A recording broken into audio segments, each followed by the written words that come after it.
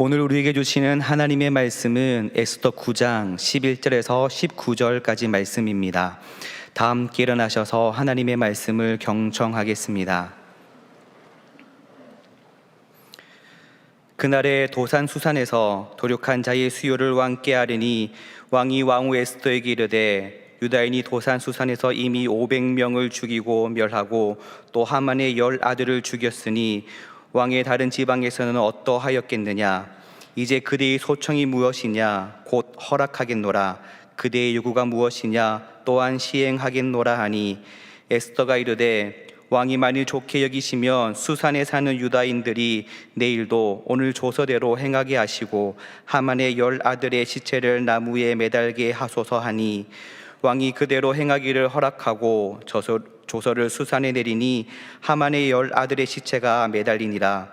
아달월 14일에도 수산에 있는 유다인이 모여 또 300명을 수산에서 도륙하되 그들의 재산에는 손을 대지 아니하였고 왕의 각 지방에 있는 다른 유다인들이 모여 스스로 생명을 보호하여 대적들에게 벗어나며 자기들을 미워하는 자 7만 5천 명을 도륙하되 그들의 재산에는 손을 대지 아니하였더라.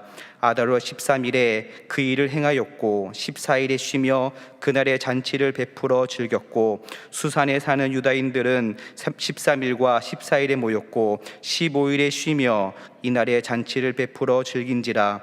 그러므로 시골의 유다인 곧 성이 없는 고을고을에 사는 자들이 아달월 14일을 명절로 삼아 잔치를 베풀고 즐기며 서로 예물을 주더라.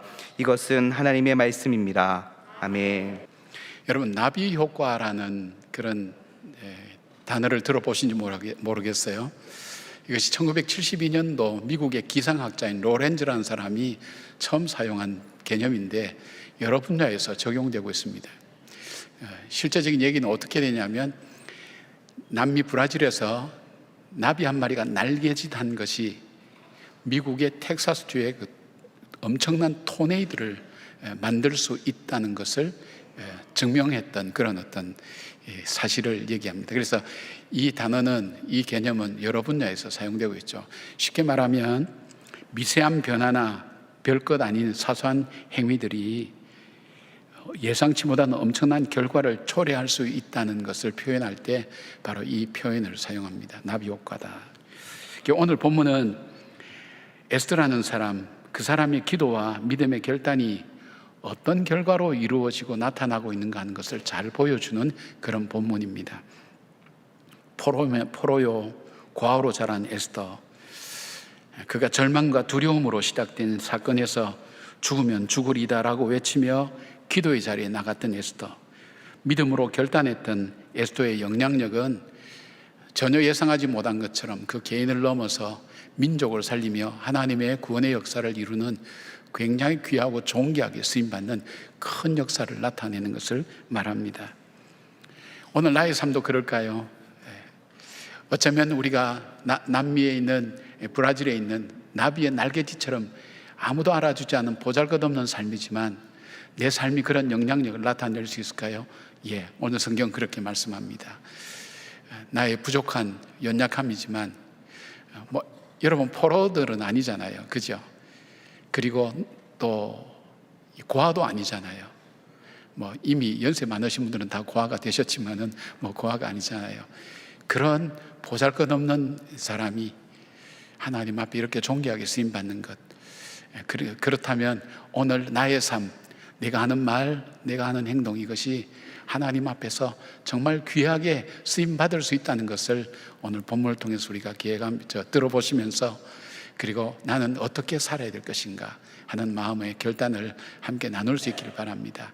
자, 에스더가 미친 영향이 어떤 것일까요? 첫 번째는 이스라엘 공동체 속에, 유대민족 속에 공동체의 소중함을 일깨워 주었습니다. 유대 공동체의 소중함을 일깨워 주었습니다. 언약 공동체죠. 8장 11절 보니까 조서에 있는 왕이 여러 고을에 있는 유다인에게 허락하여 그들이 함께 모여 스스로 생명을 보호하여 각 지방의 백성 중 세력을 가지고 그들을 치료하는 자들과 그들의 처자를 죽이고 도륙하고 진멸하고 그 재산을 탈취하게 하되, 그 12절 이어서 나오는 거 보니까 유다인들이 준비하였다가 그날에 대적에게 원수를 갚게 한지라, 그렇게 말씀 하고 있습니다.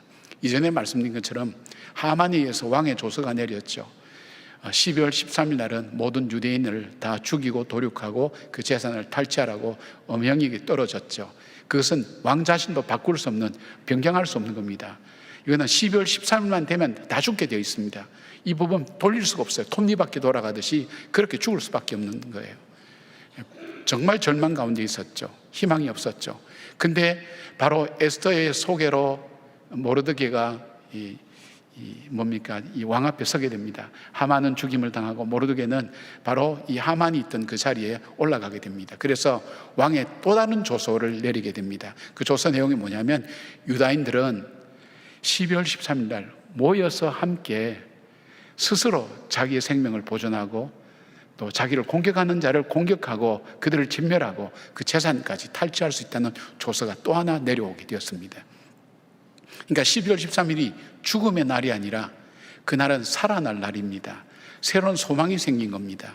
그런데 이제 한 가지 문제가 생긴 거예요. 뭐냐면, 가만히 앉아 있으면 먼저 이 시작된 이 조서의 내용처럼 유다인들이 공격을 당해서 다 죽게 되어 있습니다.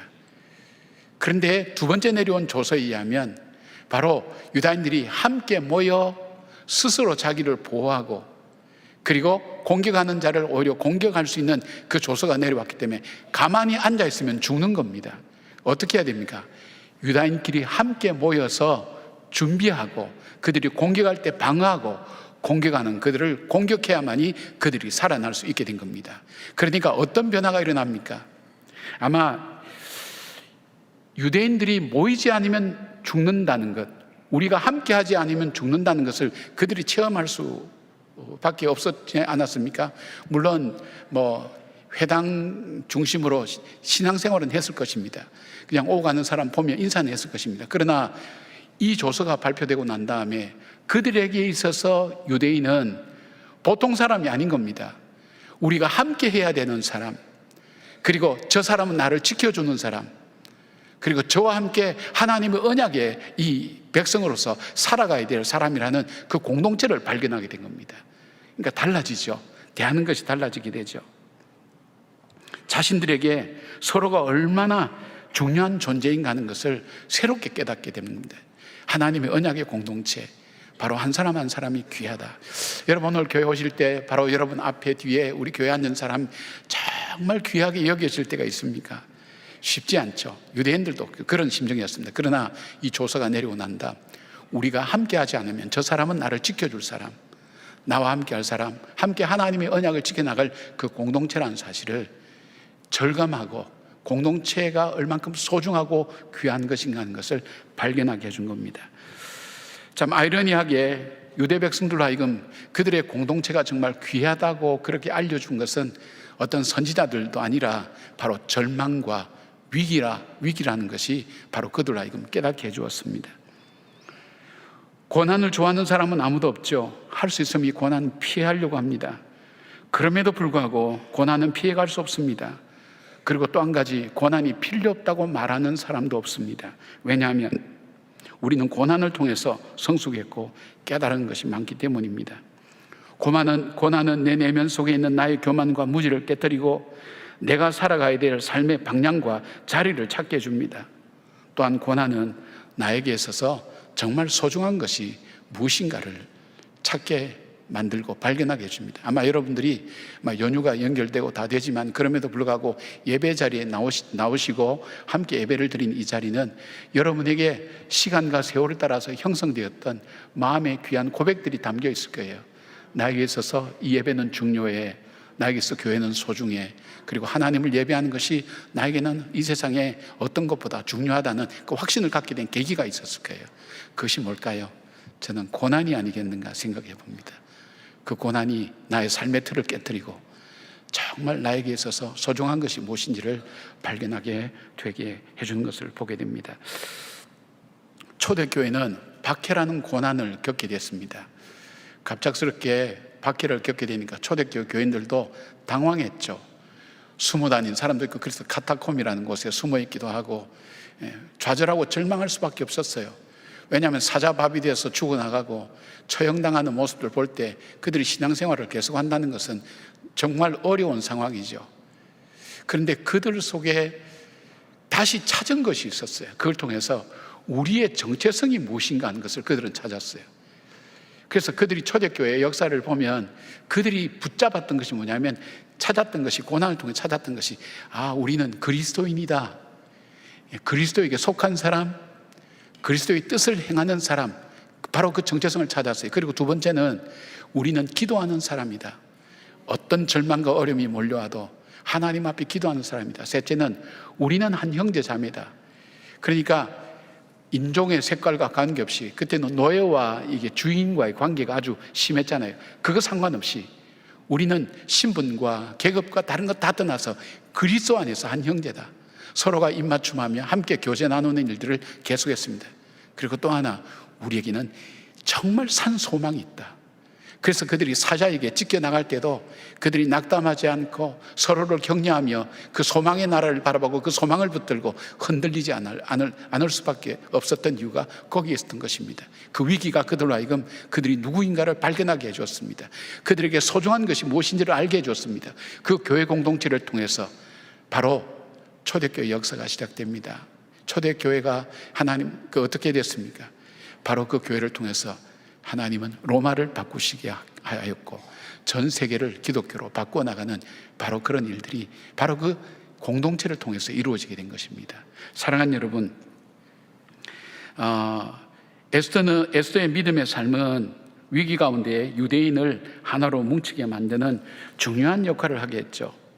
유대인으로 하여금 이 언약의 공동체의 소중함을 발견했고, 나와 함께하는 바로 한 사람 한 사람이 소중한 사람이라는 것을 발견하게 했다면 얼마나 그것은 귀한 일이겠습니까? 오늘 나의 말과 나의 행동 속에 사람들이, 우리 모두가, 우리는 참 소망을 가진 참 언약의 공동체야. 예수 그리스도의 복음으로 말미암아 십자가의 보혈의 피로 우리 죄가 씻으심 받고 부활의 소망을 가지고 살아가는 우리 공동체야.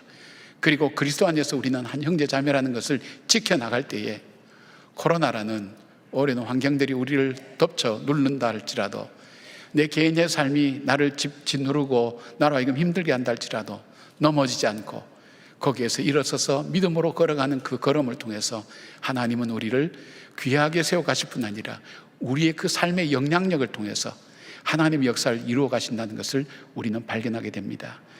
에스더, 그는 보잘것없는 사람이었지만 기도와 믿음으로 나갈 때 하나님 그 에스더를 통해서 유대 백성들이 자기들이 언약의 공동체며 우리가 소중한 공동체라는 것을 발견하게 한 것처럼, 여러분, 서로가 서로에게 교회 공동체, 예배 공동체, 말씀의 공동체가 얼만큼 내 삶에 있어서 가장 소중하고 중요한 것인가를 깨닫는 그런 삶을 살게 할 뿐 아니라 서로에게 거룩한 영향력을 주는 저와 여러분의 삶이 되기를 주님의 이름으로 축복합니다. 자, 에스더가 했던 두 번째 영향은 뭘까요? 그것은 뭐냐면 유대인들을 믿음으로 순종하게 만들었습니다. 믿음으로 순종하게 만들었습니다. 참 이건 어려운 얘기이기도 하고 보편적인 얘기일 수도 있죠. 성경을 읽어나가다 보면, 본문을 읽어나가다 보면 이상한 데를 두 군데 발견합니다. 제가 발견한 건 그렇습니다. 하나는 10절, 15절, 16절에 이들이 유대인을 공격하는 저들을 공격하고 진멸하면서 그 재산에는 손을 대지 않았더라는 것을 3번이나 얘기하고 있습니다. 이것을 강조하는 이유가 뭘까? 이 부분에 대해서 한 가지 제가 의문을 가졌고요. 또 한 가지 있다면, 에스더가 이제 12월 13일이 되어서 수산궁, 그러니까 수도를 얘기하겠죠. 수산궁에 있는 이 하만의 그 대적, 하만의 편에 서서 유대인을 대적하는 500명을 죽이고, 그 다음에 뭐 전국에서 7만 5천 명을 죽였습니다. 그런데 왕이 좀 자랑스럽게 에스더야, 너가 원하는 것이 뭐냐 물을 때에 에스더가 재밌는 요구를 합니다. 요청을 합니다. 그만하면 됐을 것 같은데, 이미 종리도 모르드게로 바뀌었고 이만하면 될 것 같은데, 바로 이 수산궁에 하루의 여유를 더 주셔서 저들을 진멸하게 해달라고 요청합니다. 그리고 또 하나, 아마 하만의 자녀들이 대적했겠죠. 하만의 자랑이 그의 자녀들이 있으니까 10자녀가 다 죽었습니다. 그런데 10자녀의 시체를 다 매달아서 모든 사람이 보게 해달라고 그렇게 요청합니다. 여러분은 이거 생각해 보시지 않았나요? 에스더, 그러면 우리가 그냥 조용하게 이렇게 예배드리고 기도하고 곱상하게 생겨가지고 미소 지으면서 화사한 웃음으로 다가오는 그 여인인 줄 알았는데 알고 보니까 독한 여자예요. 그렇죠? 잔인하죠? 왜 그랬을까 생각을 가지고 봅니다. 그런데 에스더가 그렇게 행동했던 것, 이스라엘 백성들이 그렇게 행동했던 것에 역사적인 배경이 있습니다. 뭐냐면 사무엘상 15장 3절에 이런 말씀이 나옵니다. 지금 가서 아말렉을 쳐서 그들의 모든 소유를 남기지 말고 진멸하되 남녀와 소아와 젖먹는 아이와 우양과 낙타와 나귀를 죽이라 하셨나이다 하니, 사무엘이 지금 사울에게 그렇게 얘기하는 거예요. 그렇게 했는데 15장 9절 보니까 이렇게 얘기해요. 사울과 백성이 아각과 그의 양과 소와 소의 가장 좋은 것 또는 기름진 것과 어린 양과 모든 좋은 것은 남기고 진멸하기를 즐기하지 아니하고 가치 없고 하찮은 것은 진멸하니라. 사울은 하나님 말씀에 온전히 순종하지 않았어요. 하나님의 말씀을 자기 임의로 해석했어요. 근데 이 사건은 어떤 일들이 일어나게 되는가 하면 하나님께서 사울을 왕으로 세운 것을 후회하게 되고, 사울은 결국 하나님이 이 사울 곁을 떠나게 됩니다. 실패한 역사가 되는 거죠. 하나님 말씀에 온전히 순종하지 않았던 것. 바로 이 언약의 공동체인 이스라엘 백성은 이 아픔의 역사를 알고 있습니다. 우리는 감정적으로, 그리고 우리가 욕심으로 그렇게 싸우지 않겠다. 우리는 믿음을 따라 싸우겠다. 하나님 말씀을 따라 싸우겠다. 그리고 그들이 가진 재산 자체를 우리는 취하지 않겠다. 우리는 바로 하나님 말씀을 따라 믿음으로 살아가겠다. 그렇게 결단하고 나가는 것을 보게 됩니다. 실패한 역사를 반복하지 않았습니다. 또한 에스더가 그렇게 요청할 수 있는 것은 신명기 25장 19절에 나옵니다. 그건 뭐냐면, 그러므로 내 하나님 여호와께서 내게 기업으로 주어 차지하게 하시는 땅에서 내 하나님 여호와께서 사방에 있는 모든 적군으로부터 내게 안식을 주실 때에 너는 천하에서 아말렉에 대한 기억을 지워버려라. 너는 잊지 말지니라. 아말렉이 단순히 대적이 아니라는 거예요. 이 아말렉의 특징이 뭐냐면, 하나님께서 성경에 말씀하는 것은 그 대대의 아말렉과 싸우겠다 그랬잖아요. 그 말은 뭐냐면 대대로 이 이스라엘 백성을 지키겠다는 의미입니다. 지키겠다는 의미는 뭘까요? 아말렉은 결코 이스라엘 백성이 잘 되는 것을 포기하지 않는 족속이라는 겁니다. 자, 10가지 재앙도 이겨 나왔어요. 홍해도 지났어요. 그렇게 해서 광야를 통해서 하나님이 약속하신 가나안 땅으로 가는 그들에게 뒤로 공격해서 약한 자, 노인들, 병자들을 공격해서 하나씩 진멸시켜 나가는 이 아말렉의 모습은 사탄의 모습과 비슷한 거예요. 똑같은 거예요. 그러니까 이 아말렉이라는 족속은 어떤 족속이냐면, 결코 하나님의 백성이 하나님 백성답게 살고 가나안 땅에 들어가는 것을 보지 못하는, 못 견뎌야 하는 족속이라는 거예요. 지금이 문제가 아니라 대대로 그렇게 한다는 거예요. 그러니까 어떻게 할까요? 지금 진멸하지 않으면 에스더에게 있어서, 이스라엘 백성들에게서 다음 세대에 어떤 일들이 일어날지 모르는 거예요. 단순한 싸움이 아닌 거예요. 영적 전쟁인 거예요. 우리가 만약 죽고 다음 세대가 일어났을 때 지금 숨어있던 그들이, 잠잠히 있던 그들이 가만히 있겠느냐. 다른 민족들은 그럴지 몰라도 이 아말렉막은 이스라엘은 어떻게 하든 집요하게 무너뜨리고 죽여야 되겠다는 그런 생각과 기질을 가지고 계속해서 공격해서 넘어뜨린다는 겁니다. 여러분, 우리는 예수를 믿으면서 영적 전쟁 중이라고 했죠. 내가 시작한 전쟁이 아니에요. 내가 원치 않는다고 안 할 수 있는 전쟁도 아니에요. 우리가 예수를 믿으면서 그 예수의 보혈의 공로로 죄 사함 받고 구원받은 이 백성, 하나님의 은혜와 복 가운데 살지 못하도록 집요하게 우리를 거짓말과 이간질과 그리고 더러운 일로 우리를 넘어뜨리고 쓰러뜨리는 악의 무리가 있다는 거예요. 단순히 사람이 아니라는 거예요. 우리의 싸움, 영적 전쟁, 혈과 육에 속한 싸움이 아니라 영적 전쟁 중이라는 것, 우리로 하여금 끊임없이 넘어뜨리고 그리고 망하게 만드는 세력들이 있다는 거예요. 만약에 에스더가 이스라엘 백성이 아말렉 이 족속, 바로 이 하만의 이 편에 있는 이 대적들을 이렇게 섬멸하지 않으면 다음 세대가 없는 거예요. 여러분, 이거 기억하셔야 돼요. 우리가 예수 믿으면서 포기하지 말아야 될 싸움이 있어요. 무슨 싸움이요? 영적 싸움이요. 우리를 넘어뜨리는 세력과 싸워야 돼요. 에베소서 보면 뭐라고 말씀하고 있어요? 하나님이 우리를 통치하지 않으면 하나님 대신 우리가 무엇이 우리를 지배한다 그랬어요? 우리의 육신의 정욕이 지배한다 그랬어요. 세상의 풍조가 우리를 지배한다 그랬어요. 사단이 우리를 지배한다 그랬어요. 그 사단이 우리에게 생각도 넣고 우리에게 마음도 넣어주고 무너지고 깨어지고 화합하고 사랑하지 못하고 하나님 주신 그 축복을 누리지 못하도록 만드는 세력이 바로 이 사단의 세력이라는 거예요. 저와 여러분이 거기에 노출되어 있다는 거예요. 싸워야 돼요. 싸우지 않으면 죽을 수밖에 없어요. 진멸해야 돼요. 온전히 순종해야 돼요. 남겨두면 안 돼요. 사랑하는 여러분, 여러분이 오늘도 우리가 믿음으로 살아가고 결단하고 나 자신과 싸우고 세상과 싸우고 그 다음에 이 사단과 싸워야 될 이유가 있어요. 왜냐하면 내가 만약 오늘 믿음으로 살아내지 못하면 우리의 후손들 다음 세대는 하나님 이름을 부를지도 모르고 못 부를지도 몰라요. 여러분 한번 보세요. 앞으로 이대로 가만히 두면 가정이라는 우리가 알고 있는 가정이 존립할 수가 없어요.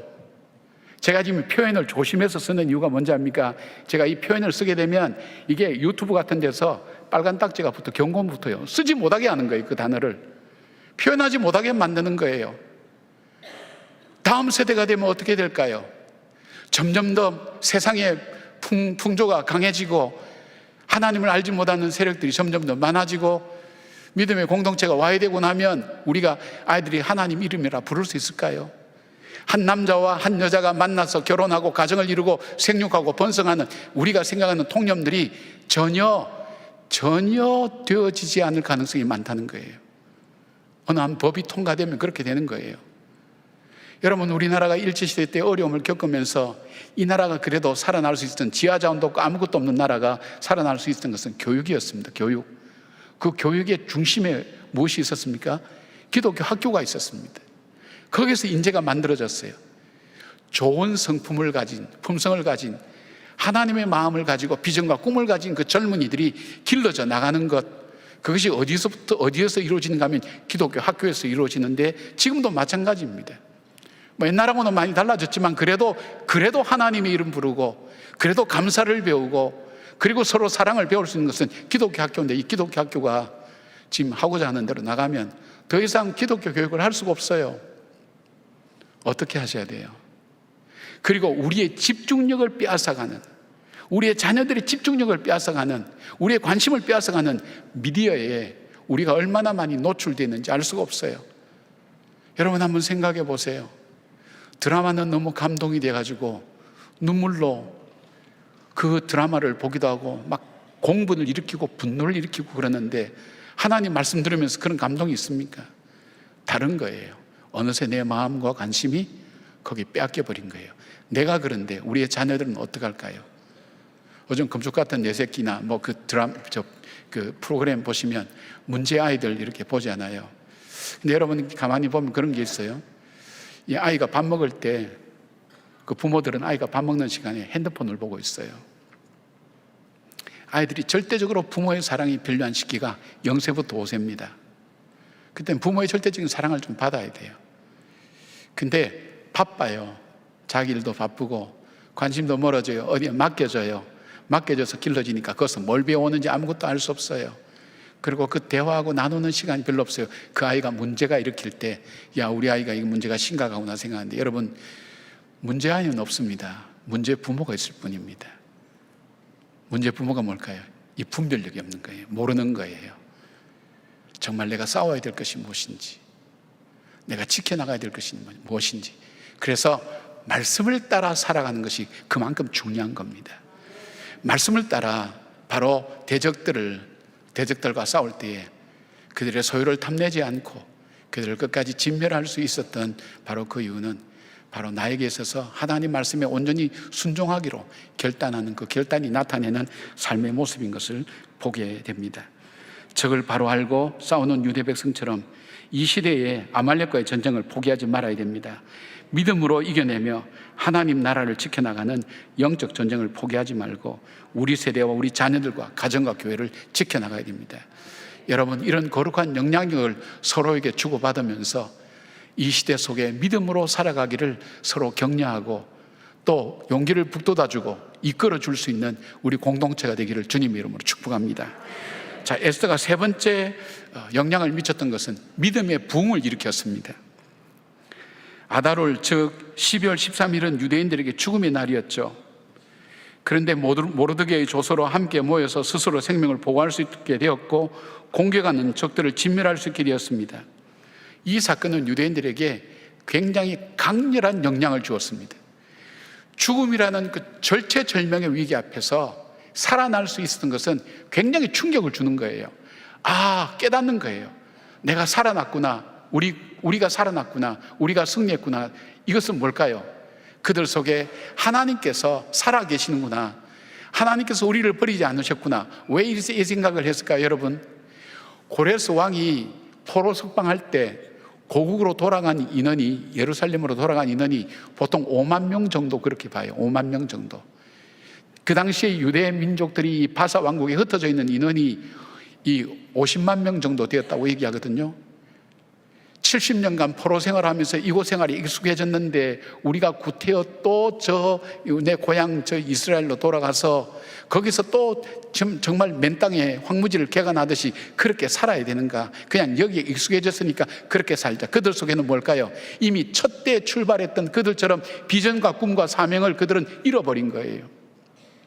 그런데 이 부흥의 복음의 이 유대인들의 이 부흥이 2차 기환, 에스라의 2차 기환, 3차 느헤미야의 3차 기환에 영향을 주었던 것을 보게 됩니다. 여러분 한번 보세요. 에스라가 2차 기환할 때 아와 강가에서 보니까, 개수해 보니까 레위인이 없어요. 하나님의 성전에서 예배를 돕는 바로 이 레위인을 찾지 못해서 거기서 레위인을 찾으러 다녔다 그랬어요. 그러니까 뭘까요? 현실에 젖어서 회당의 생활은 하지만은 생명력이 있고, 그리고 정말 하나님을 향한 믿음의 열정이 다 식어버린 바로 그들의 모습 속에 이 사건은 새로운 부흥을 일으켰어요. 하나님은 살아계시는구나. 하나님 역사하시는구나. 하나님 말씀을 읽고 우리가 살아야 되겠구나 하는 이 놀라운 역사를 그들이 갖게 된 것입니다. 17절 19절 그들에게 영적 부흥이 어떻게 일어났는가? 여러분, 이스라엘 백성들의 역사를 보면 그들이 영적 부흥이 일어났을 때 제일 먼저 볼 수 있는 신앙 고백이 단단해졌어요. 신앙 고백이. 여기서 그들이 13일 날 14일 날 13일 날 전쟁 치고 14일 날 쉬고, 그 다음에 13, 14 싸우고 15일 날 쉬었다는 이 성경에 나오는 이 단어는 이스라엘 백성이 신앙 고백이 담겨 있는 거예요. 우리로 하여금 안식을 주시고 쉬게 하셨다는 그 고백이 있어요. 그 고백과 그 복음이 충만하게 됐을 때 이스라엘에게 나타난 현상이 뭘까요? 공통적으로 나타난 것이 그들이 축제를 벌였어요.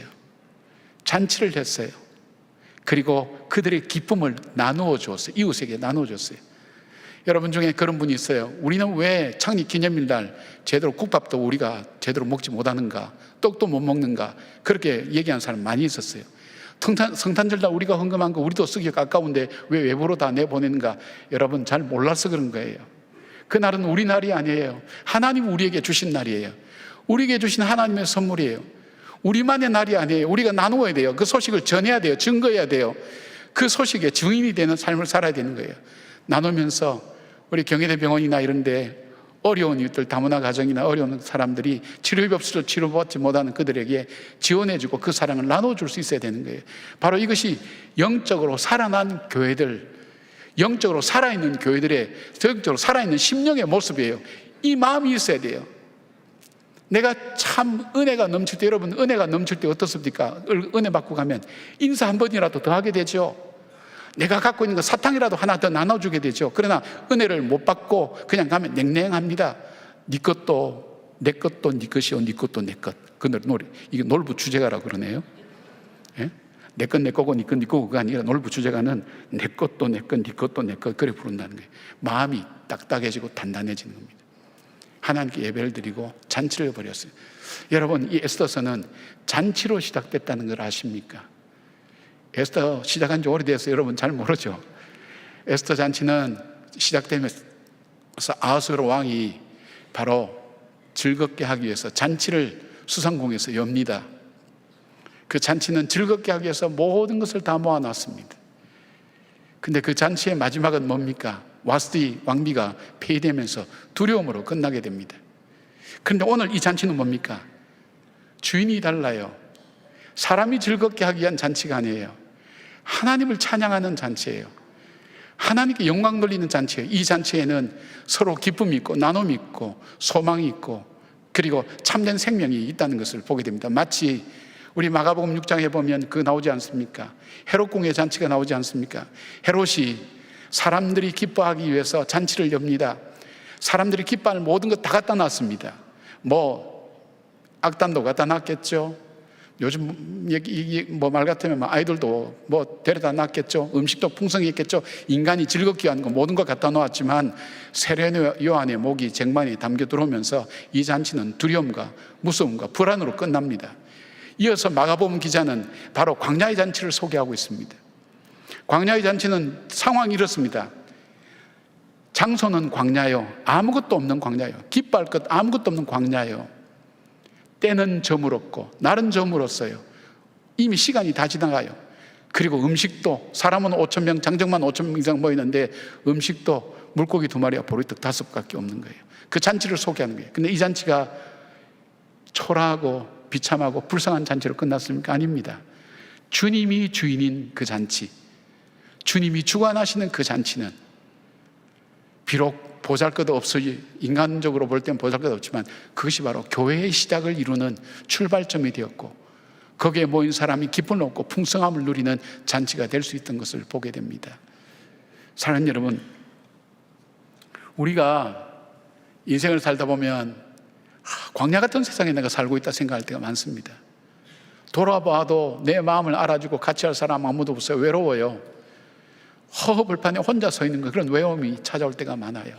내가 할 수 있는 것이 무엇일까 회의가 들죠. 날은 저물었어요. 이미 나이도 많고 갖고 있는 것도 별로 없고 내 인생의 기회는 다 지나갔다고 생각할 수도 있을 거예요. 그리고 내가 가진 것이라고는 어린아이가 먹는 물고기 2마리와 보리떡 5개밖에 없는 것처럼 내가 갖고 있는 것도 없어. 뭔가 있어야 움직여 보는데 아무것도 없어. 초라하고 불쌍하고 아무것도 할 수 없는 연약한 존재라고 그렇게 생각할 수 있습니다. 맞습니다. 인간이 자기가 즐겁게 하는 것 아무도 없을 때 우린 용기를 잃어버리고 약해집니다. 그러나 이 광야의 잔치가 주님을 높이고 주님을 찬양하고 주님께 쓰임받는 잔치가 될 때 이 잔치는 교회의 시작이 되면서 많은 사람들이 풍족하게 되는 놀라운 역사로 쓰임받는 잔치가 되는 겁니다. 바로 에스더를 사용하신 것처럼 주님은 고아요 포로인 에스더를 사용한 것처럼 보잘것없는 나를 사용하셔서 하나님 그 일에 영광 받기를 원하신다는 것입니다. 제가 이때는 꼭 아멘을 좀 하시면 좋겠다 그랬죠. 여러분 워낙 과묵하셔서 말씀을 안 하신 우리 아멘 같이 해보십시다. 아멘.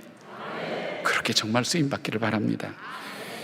1882년 이호 목사님의 말씀 묵상책에 보니까 영국 교회사의 기념비적인 해로 그렇게 기록된다고 합니다.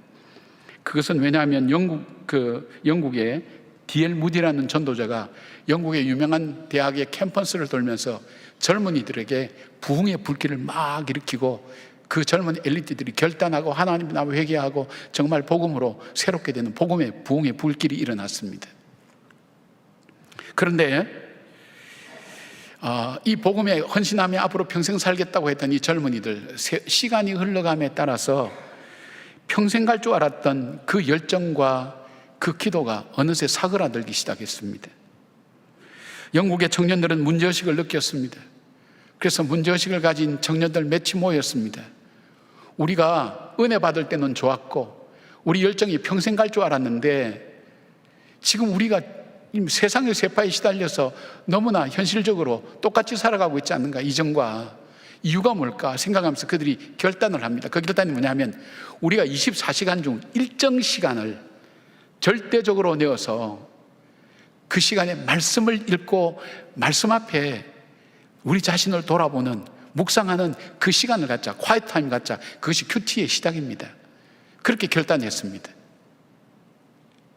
시간이 지나갈 때 그들에게 말씀이 쌓일 때 그들의 복음의 열정이 다시 살아나기 시작했어요. 그들의 열정이 살아났는데 그 훗날 케임브리지 7인으로 불려지는데 각 분야에서 복음의 부흥을 일으켰는데 특히 찰리 스터드라는 사람이 유명합니다. 이 사람은 재벌 가문의 아들이고 세계적인 명문대학 캠브리지 대학에 수석 졸업했고 인기 스포츠였던 크리켓 국가대표 선수였습니다. 그는 예수를 위해서 살았습니다. 선교했습니다. 주변에서 말합니다. 당신 그 정도만 해도 충분하다고. 당신의 모든 것 바쳐서 그렇게 필요할 필요가 뭐가 있냐고. 그럴 때 얘기합니다. 아니라고. 나를 위해서 모든 것 주신 주님의 십자가에 비하면 아무것도 아니라고. 그는 계속해서 선교에 매진하면서 결국 1913년에 웨이라는 선교회를 만들게 됩니다. 바로 이 세계 복음주의 그 선교 단체로 만들게 됩니다. 100년이 넘는 세월 동안 수백 개의 나라에 이 웩 출신 선교사들이 복음을 전하는 역사들이 일어나게 됩니다. 이 큐티 운동은 단순히 거기서 끝나지 않았습니다. 대학교에 파고들면서 대학생 선교단체를 만들었습니다. 국제복음주의 학생회가 만들어졌습니다. 그래서 그들로 하여금 큐티리고 말씀 앞에 서면서 말씀의 훈련을 통해서 그들이 하나님 앞에 헌신하기를 원했습니다. 복음의 불길들이 계속해서 이어져 갔습니다. 거기서 나온 분이 금세기 최고의 우리가 크리스찬 리더로 여기는 존 스타트 목사님이 바로 여기 출신입니다. 이어서 빌리그람 목사님도 마찬가지입니다. 어마어마한 큰 영향력으로 나타났죠. 어떻게 하죠? 그들에게서 놀랍고 큰일을 했던 건 아닙니다. 그들이 했던 것은 짧은 시간, 절대적인 시간을 하나님 말씀 앞에 서서 묵상하는 것. 여러분 중에 이런 사람 없나요? 내가 정말 은혜도 받았고 하나님 살아계신 분 믿고 내가 신앙생활 했는데 내 신앙생활 왜 이렇게 힘이 없지? 세상 사람들이나 내 살아가는 삶이 주일날 교회만 나오는 것 아니면 별로 차이가 없어. 왜 가슴에 설렘이 없지? 예배를 통해서 주어지는 이 감격과 기쁨이 왜 나에게는 없지? 그런 마음으로 살아가는 분이 있습니까?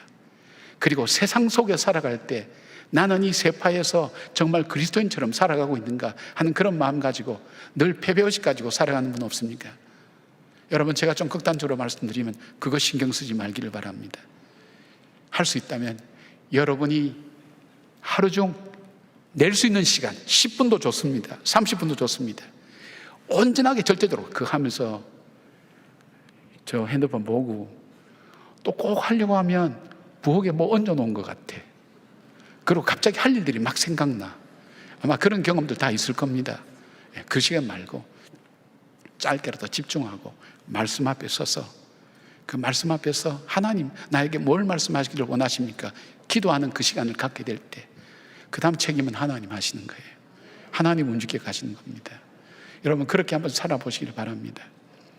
저희 교회 우리 장로님들이 목양장로 제도라는 거 있어요. 이것이 어떻게 만들어지게 됐냐면 우리가 한국 교회가 목사 장로 때문에 사실 문제가 많은데 정말 하나님 앞에 우리가 부끄러움 없이 참 귀한 목사와 장로로 세워지기 위해서 우리가 은퇴하기 한 5년 전을 집중적으로 행정적인 것, 교회 뭐 행사나 이런 것보다도 정말 교인들을 목양하는 일에 전념하는 시간을 갖자. 그렇게 해서 만든 것이 목양장로입니다. 그래서 여러분이 장례가 나든지 우리 목자들을 지원하든지 하는 것은 우리 장로님들이 지금 여러 가지 물질을 쓰고 헌신해서 같이 노력하고 있습니다. 그리고 또 하나 한 것이 있는데 뭐냐면 성경 읽기였습니다. 하루에 4장씩 성경 읽고 밴드에 올립니다. 카톡방에 올립니다. 그냥 올리면 안 될 것 같아서 그 하신 것을 목자들 모임에도 올리라고 그렇게 말씀을 드렸어요. 하루에 4장씩인데 저는 뭘 보는가 하면 이 벌써 몇 년 됐거든요. 근데 참 놀랄만한 것을 많이 발견하는 거예요. 장로님들이 성령하는 게 보여요. 장로 되고 나서 성경 읽었다는 사람 저 별로 못 들어봤어요. 많지는 않아요. 그때부터 신앙이 딱 중단돼 버려요. 근데 말씀을 몇 년간 이렇게 묵상하는 걸 볼 때 장로님들이 아름답게 성장해가는 모습을 보는 거예요. 굳어져가는 그 마음이 말씀 앞에 다시금 부드러워지고 헌신하고 하나님 앞에 다시 세워지는 것을 발견할 때 얼마나 감사한지 모릅니다. 그래서 제가 웃기는 얘기로 그런 얘기합니다. 저에 대해서 어떻게 생각할지 모르지만 나로 하여금 성경을 읽게 한 목사다. 그거는 분명히 기억할 거라고. 그만큼 가치 있는 일이라는 거예요. 사랑하는 여러분, 얼마나 사신다고 바쁘세요? 힘드세요? 그런데 그 중에 10분이라도 좋으니까 절대적으로 시간 내어서 하나님 말씀 앞에 한번 서보십시오. 그리고 하나님 내게 뭘 말씀하기를 원하십니까? 이 말씀 통해서 뭐 시간 많이 가지지도 않아도 됩니다. 또 여유가 되면 조금 더 늘려도 되고요. 그것만 해보십시오. 하나님께서 알게 모르게 남미의 나비가 날개짓 하는 것이 아무 의미 없어 보이지만 그 시간을 통해서 하나님께서 저와 여러분들을 사용하실 겁니다. 생후 1년 만에 소아마비로 평생 장애인으로 살았지만 정말 피 흘리는 노력으로 미국에서 학위를 받고 모교인 서강대학교 교수로 살았던 장영희 교수라는 분을 여러분 아실 겁니다. 그녀의 불행은 장애인뿐 아니라 2001년도 유방암, 2004년도 척추암, 그리고 2008년도에 간암으로 살다가 57에 세상을 떠난 분입니다. 그런데 그가 초인적인 의지를 가지고 그 어려운 가운데서 밝은 미소를 지으면서 하루하루 살아갔던 이유에 대한 것을 그가 죽고 난 다음에 그가 적었던 글을 통해서 요약이 되는데, 그 나온 책이 살아온 기적, 살아갈 기적이라는 책에 이렇게 말합니다. 기적이란 다른 먼 곳에 있는 것이 아니다. 아프고 힘들어서 하루하루 어떻게 살까 노심초사하며 버텨낸 나날들이 바로 기적이다. 살아온 기적이 살아갈 기적이 된다. 이걸 다른 말로 바꿔볼까요? 우리 삶이 광야와 같고 날은 저물고 비록 물고기 2마리와 보리떡밖에 없지만 하나님 앞에 일상 속에서 매일 드리는 말씀과 기도의 절대 시간은 우리 삶의 기적을 만들어 간다.